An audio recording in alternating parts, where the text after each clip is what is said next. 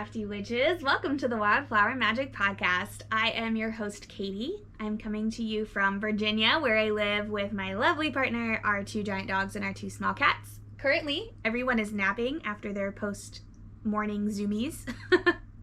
So hopefully they stay quiet, but we might have a few guest appearances. This is mostly a knitting podcast, but we also talk about some crochet and any other crafty thing I really get into. I'm really excited for this episode today because I have a lot to show you. It's been, I think my last podcast was like January, and it's currently April. I actually recorded an episode in February, and then I just never edited it and uploaded it, so here we are. I was making my list of like all of the things that I've done since the last time we chatted, and it was actually really beneficial for me because I was in a finishing rut. Like I felt like I couldn't finish anything. But looking at my list of all of the things I have finished has been like a real confidence booster for me. So I'm really glad to be here. I have a lot of knitting to show you, so let's dive right in. But first, coffee. Okay, so the first thing we're going to talk about is the finished object that I am wearing. This is the Tea of Dreams by Perfectly Knotted. The yarn that I used is Kim Dye's yarn, who is a local to me in Virginia dyer.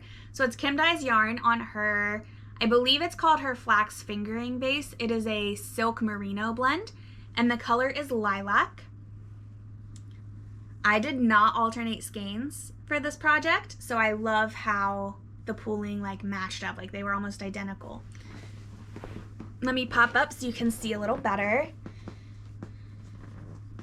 So for reference, my belly button is, let's get situated here. My belly button's right here, so it's just past that. I'll turn around so you can see the back.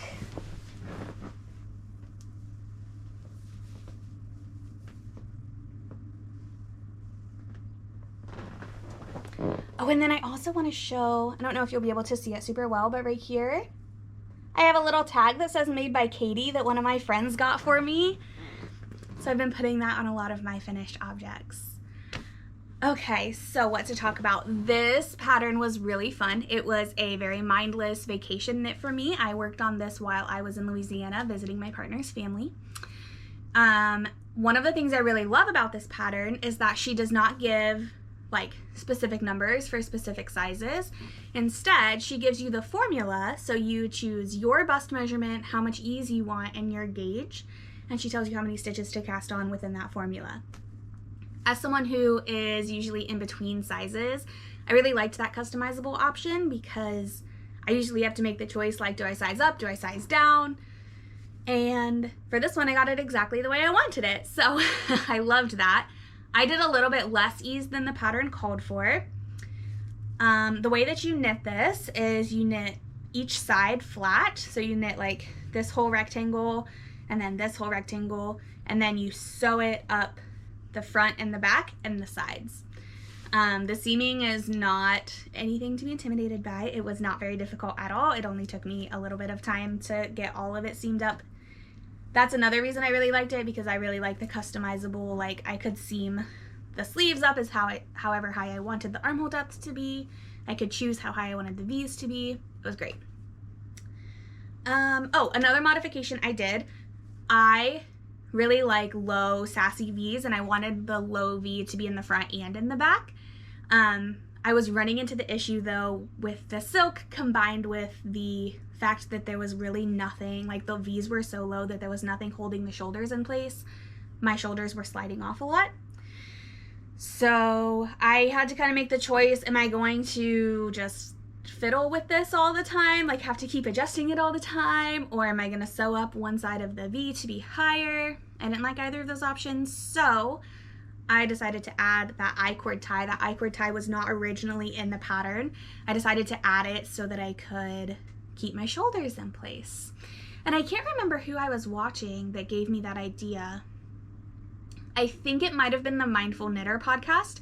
I think it was one of her podcasts. She was talking about a V-neck sweater that she was gonna make, and how if that was a common like comment that people made on their project pages was that the shoulders slid off a lot. So she just said, I'll just add an I-cord tie. And I was like, brilliant. Why didn't I think of that? So I added an I-cord tie. I used my CORDSMITH to add my I-cords. I don't know if you guys have seen this yet or not.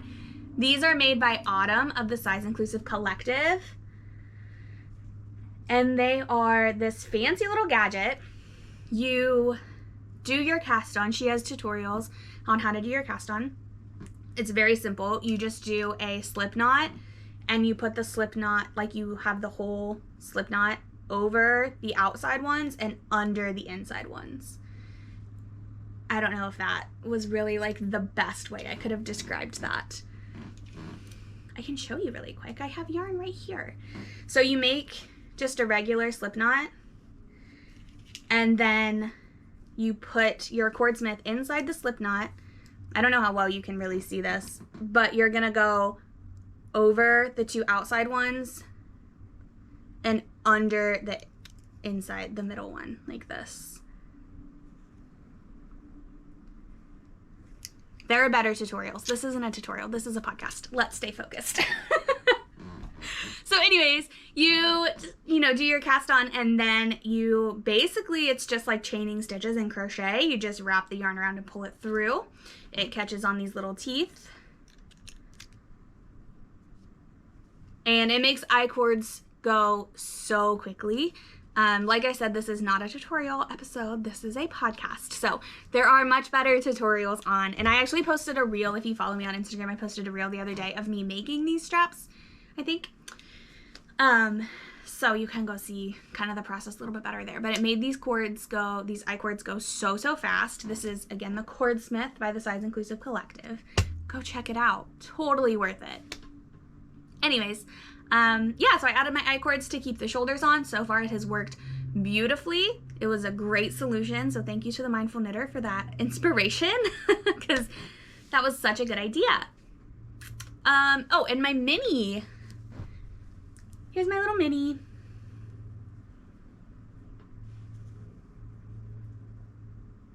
I have not added the I-cord onto this yet. I don't know if I will or not. It kind of already, like I sewed the V's up so much that it already stays close together, so I don't know. Maybe I will. Anyways, there's my mini. I'll put it in my little basket now that we're done talking about it. And let's move on to another finished object. Like I said, I have several. Okay. Next, let's talk about the one that you saw. If you watched my January podcast, you saw this as a work in progress. I finished it very shortly after that podcast, and I have been wearing it pretty nonstop since then. This is my honey sweater. The pattern is the Basic V by Minimi Knits.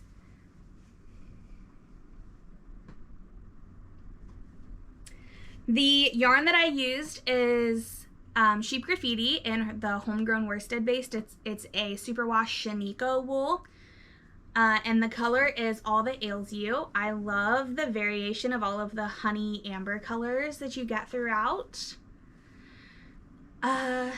This was knit for a fandom make-along that Nicole of Common Thread Fiber hosted in her Discord server. And basically you chose a fandom and then a pattern or a yarn or whatever, and you just tied it together somehow. So my fandom was Winnie the Pooh, and this was my honey sweater. Modifications that I made were not many. I think the only thing that I did was the pattern calls for the twisted rib cuff to start at like the mid forearm, and I opted not to do that, so I just made my cuff match the same as the hem. This is Twisted Rib, which I think is a gorgeous design. It's on the neckline as well. I love the center decrease on the neckline, like this V stitch right here. I think it's just such a nice detail. This is a raglan, and I think I did size 5. It is pretty oversized, which I like. I wanted it to be like a really comfy, cozy sweater. Yeah, and I wear it a lot. You can kind of see it is pilling just a little bit, but not badly, especially considering how much I wear it. So yeah, there's my honey sweater. Here is my mini. My mini honey sweater. And I think that's all I have to say about that. I feel like I breezed through that one really fast. I talked about the one I'm wearing for so long, and then I just blew through that one. Okay, next we are going to talk about a sweater that has been on my needles for a very long time. This is a sweater for my mom. She has been very patiently waiting for it. This is the Whitmoor sweater by Amy Louden. Trying to find a good way to like hold this up for you. My viewfinder only shows me a very small portion of what you guys can see, so it can make it kind of difficult for me to hold things up sometimes. The yarn that I used, both are by Native Fibers. It is the suri that I used is in the color White Pumpkin, so it's just like this perfect white. And then the other one that I held the color was called Mother's Always Right. And I believe that it was in her Happy Camp sock. I'm pretty sure this was a fingering and a suri held together. I'm pretty positive. I don't think it was a DK. And a fingering, or in a suri, I think it was a fingering and a suri. So, Megan of Native Fibers actually dyed this yarn for my mom because my mom had a very specific vision of what she wanted the sweater to look like. And I could not find a yarn that fit the bill perfectly. So, Megan dyed this color for me to use for my mom. My mom is very happy with it. She has already tried it on. The only reason I still have it actually is because she tried it on and decided that she wanted a little bit more length, so I had to bring it home and add some more length to the body. She's a lot taller than me, so she needs a longer body than I do. But yeah, I love this sweater.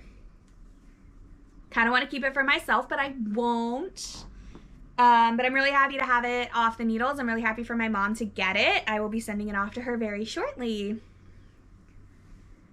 I don't have the mini for this sweater made yet. I have not gotten there, but I will. This was a really fun sweater to make. The lace pattern was really intuitive, and the yoke of that sweater flew by. It went so fast. So I might make myself one. Maybe me and my mom need to match. We'll see. Okay, next, still in finished objects, we have my rainbow socks. These have been on my needles for like 2 years. I think I started them in June 2 years ago for Pride Month, and I'm finally done with them. I have already worn them, so they have some pilling, well, not really pilling, but like animal fur mostly on them. These are my rainbow socks. The yarn I used is by Twisted Ambition. It is in the color Rainbow Graffiti. And then the blue is just a mini that I had in my stash. I don't know where it's from. I did 64 stitches on a US 1 9-inch circular needle. And it's just a vanilla sock with a shadow wrap heel. And I learned how to do the shadow wrap heel from Denise of earthtonesgirl. She has YouTube videos here that I think they're called the No Fear Sock Class. And she walks you step by step on how to do the whole part of a sock, but especially the shadow wrap heel. Here's my mini. So cute. So I'm very excited to have these off the needles. It feels good to be wrapping up some of these really long-term projects that have just been not getting enough love lately.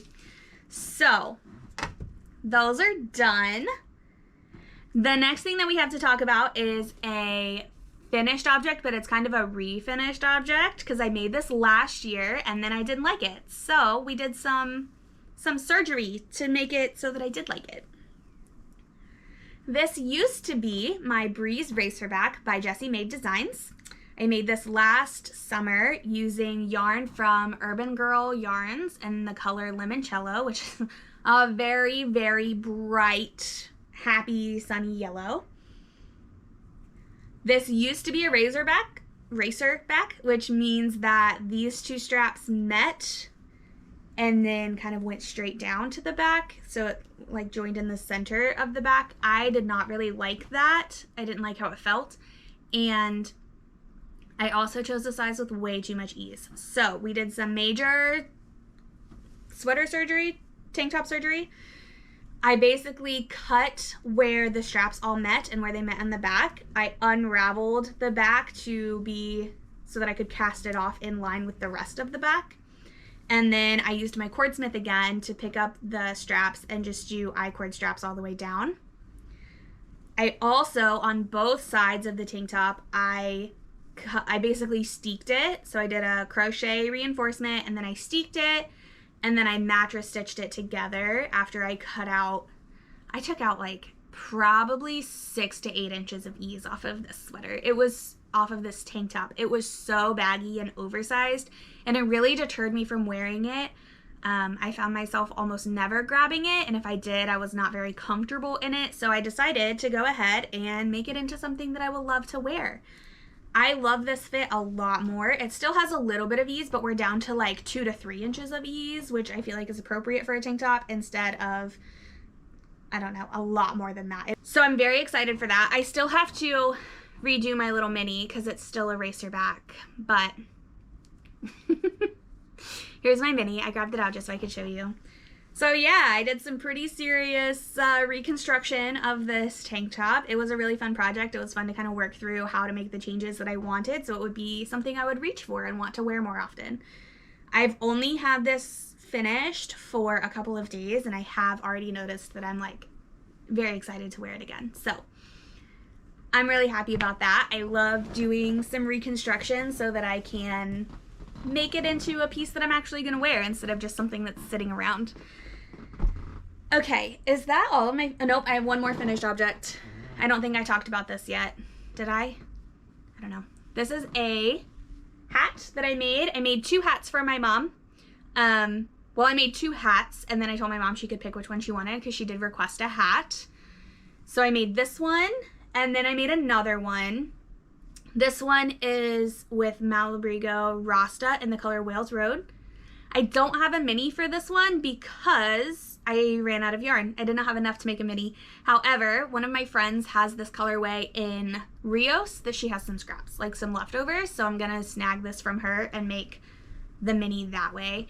This is a faux fur pom-pom, but I don't remember where I got it from. But yeah, so I made 2 hats and I let my mom pick which one she wanted. And then I kept the other one.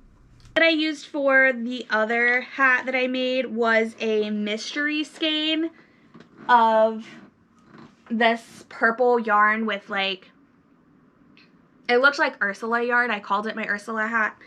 I don't know where the yarn came from. I don't have very many mystery skeins because I'm usually really good about keeping the tags with the yarn until I use them, but it didn't have a tag and I could not find the tag. Like I ripped out the whole shelf to try to find it and I could not. So I have no idea where that tag went, but it was a DK weight hat and then I put a gray pom-pom on top and my mom has that. So she's really enjoyed it. She lives on the beach in South Carolina, and so when she goes to the beach, especially on windy days, her ears get really cold very easily, or she's very like wind sensitive in her ears, so she likes to have a hat. So I made it a double folded, almost exactly like that one, just with DK weight instead of with worsted weight, or nope, not worsted, bulky. Rasta is a bulky weight. Okay, I think that is not all my finished objects. Look at my cute little bees. Whoop. Tried to fly away. I crocheted some bees. I thought they were so cute. I saw these at a thrift store. Not a thrift store, like one of those places where people rent out booths, like a crafty place. I don't know what the word for that is. Like a flea market, I guess. Somebody had these. And I thought they were adorable, so I bought some yarn and made some. Aren't they cute? Okay.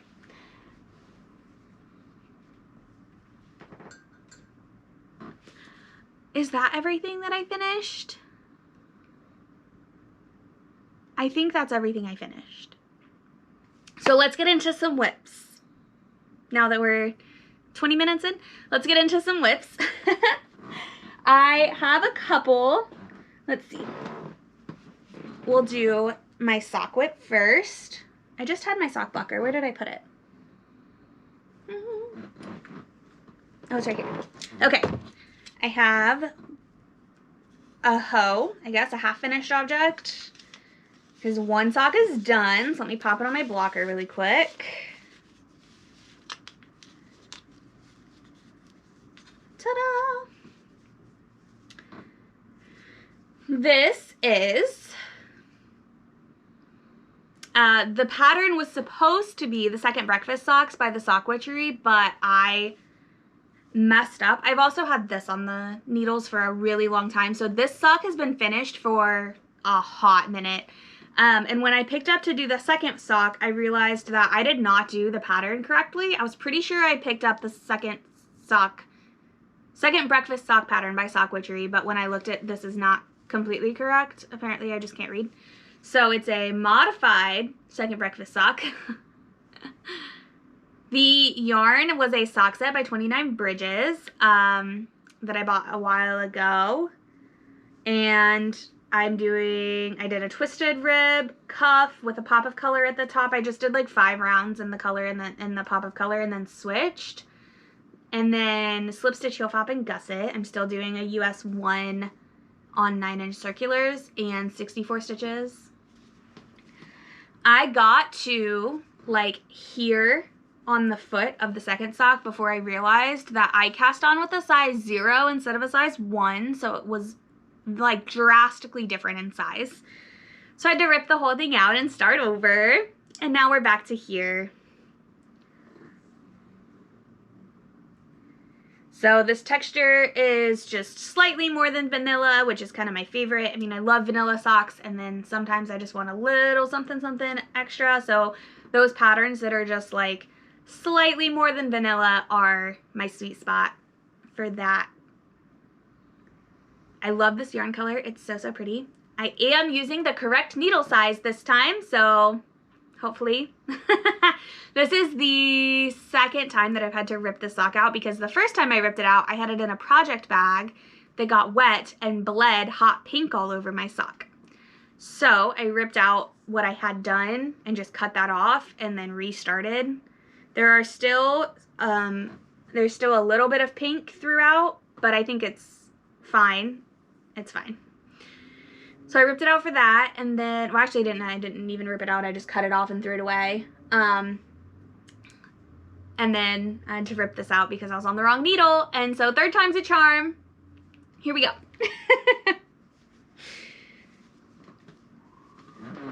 So that's one whip. The next whip that I want to talk about is, I mentioned this in the last podcast. This is a test knit for Victoria Marchant Knits. This is called the Cottage Living Sweater. The yarn I'm using is Wool and the Gang Al Pacino Merino, which is an alpaca and merino blend. This is a bulky weight yarn. And I think this is Cameo Rose is the colorway name. And this is what we have going so far.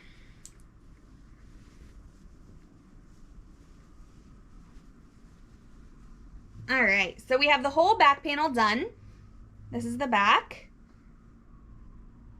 And we are working on the front.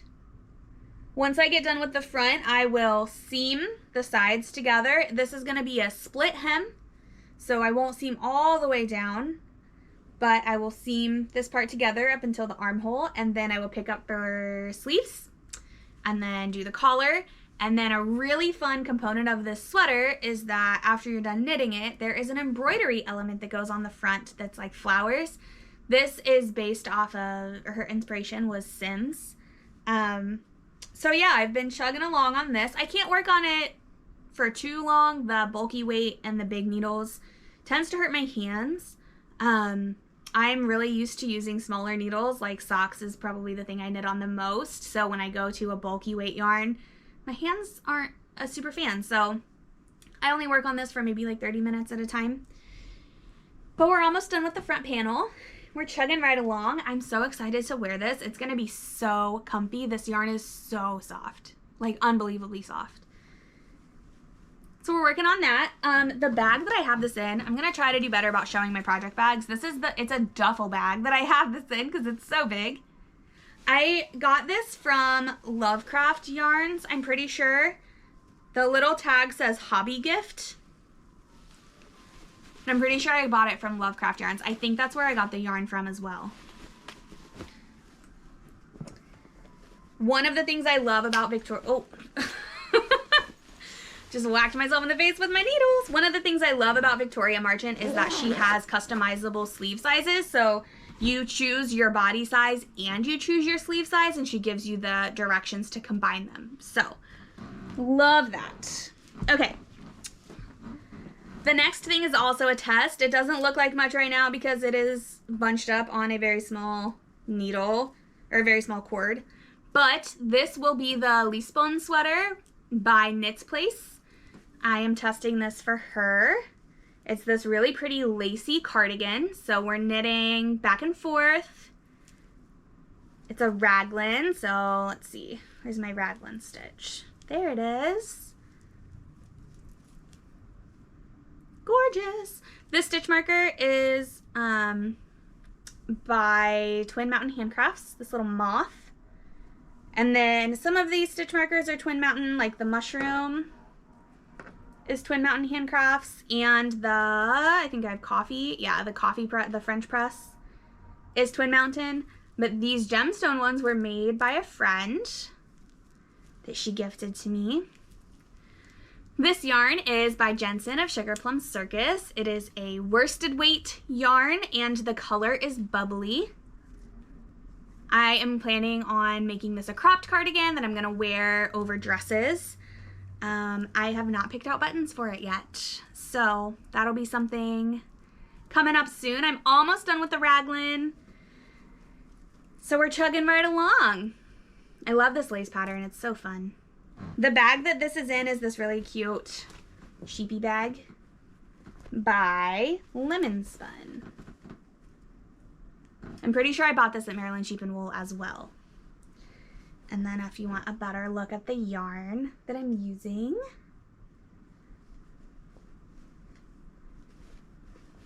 yeah, so there is that test. This test is due pretty soon. It's due at the end of the month. So that has been my #1 focus lately, is just plugging away through that test. And then the only other work in progress that I have right now is a scrappy project that is actually crochet. And this is going to be a very long-term project. I started a Battenberg blanket by Cherry Heart. And so here are some of the squares that I have so far. I have just been grabbing random scraps for this. This is really hitting a sweet spot for me because I have wanted to make scrappy blankets for such a long time. Like, I've had such a calling to make scrappy blankets. I think it would be so fun to just reach into my giant box of scraps and grab a color and add it to the blanket and like not have to think about it. However, in practice, I don't like how those look. I am not a huge fan of the super chaotic colors together. So I know that I would really need to like plan it out a little bit more, and that defeats the purpose, in my opinion. Like, I don't want to do that. So this seems like a great middle ground because I can grab any scrap that I have and just make squares out of it. And then I don't have to plan colors until the end of the project. So I'm just going to make a bazillion squares, and then I will lay them all out at the end and decide where I want all the colors to go so that I like the placement, and or maybe pull some squares out and make different colored ones if I really don't like how some of them look. So those are all the squares I have done so far. I am using a, whatever the pattern calls for, hook, a 5mm crochet hook, I think. And I did modify this because the original Battenberg squares, I added a round. So they stop on this round right here. So I added another round to make them bigger because I like the look of the bigger squares. I learned that I can almost get 4 squares out of a 10-gram scrap, or my row 1s. I get row 1 minis sent to me every month, and they are 10-gram minis, and I can almost get 4. Let's see. So on this one, you can see I needed to grab another yarn just to finish it off.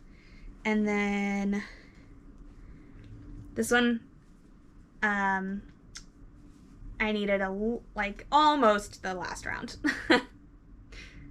So I can almost get 4 squares out of each 10 gram mini for my row 1. So that's what I've been doing with my row 1 so far. Most of those were row 1s. And then I've just been grabbing random scraps. And I love that. And it's been so much fun to just reach in and grab whatever and use it. So I'm really enjoying that. It's going to be a very long-term project. And that's kind of been how I've been spending my Scrappy Sundays. And I'm really excited about it. So those are all of my works in progress. I do have a future cast on that I really want to talk about because I'm really excited about it. This is my swatch for, it's a little wrinkled. It's been sitting in a bag, sorry. I am going to make the Oolong Tank by Amy Louden. I bought yarn for this. I bought this yarn for this pattern last year at Maryland Sheep and Wool. And I am treating myself to finally casting it on. It has been something I have wanted for so long. Like since it came out, I have been eyeing this pattern. But for some reason, I just kind of keep putting it off. So we are no longer putting it off. We are casting it on. We have swatched.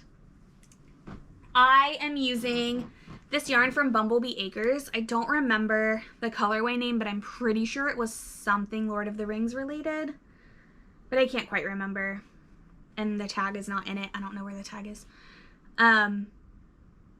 But I'm very excited to cast this on. I am using this as a reward to finish this class that I am in because I do not want to do this final project for this class that I'm in. So as soon as I get that done, I get to cast this on. Hopefully today or tomorrow. But we'll see. I've really been putting it off.